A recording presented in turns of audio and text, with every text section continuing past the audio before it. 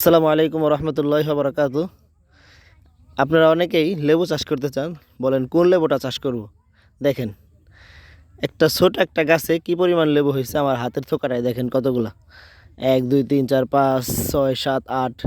অর্থাৎ আঙ্গুর যেভাবে থোকায় থোকায় হয়, এই জাতটা এভাবে থোকায় থোকায় হয়। দেখছেন এই যে গাছ লেবুর ভারে নুয়ে পড়তেছে।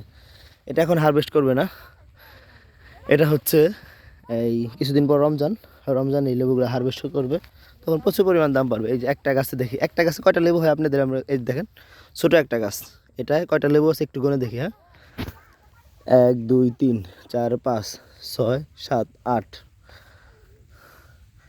9 10 11 12। এর পরবর্তীতে আছে হচ্ছে 13। এর পরবর্তীতে এই যে 14 15 16 17 18 19 20 21 22 23 24 25 26 27 28 29 30 31 32 33 34 30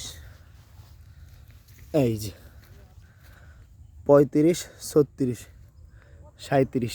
এই যতটুকু একটা গাছে মোটামুটি এখনই হারভেস্ট করলে 37টা লেবু হারভেস্ট করা যাবে। এক একটা লেবু যদি আপনি 37টা লেবু মোটামুটি পার গাছ যদি এইভাবে, এই যে দেখেন এটাই আছে, এটা এমনই 30টা 40টা দেখেছেন। যদি অ্যাভারেজ 30টা করে লেবু ধরেন একটা গাছে আছে, তাহলে আপনি হিসাবটা একটু করে দেখেন কেমন পরিমাণ ফলন হবে লেবুর। আর অল্প দিনের ভিতরেই হারভেস্টে চলে যাওয়া যায় এই জাতটা।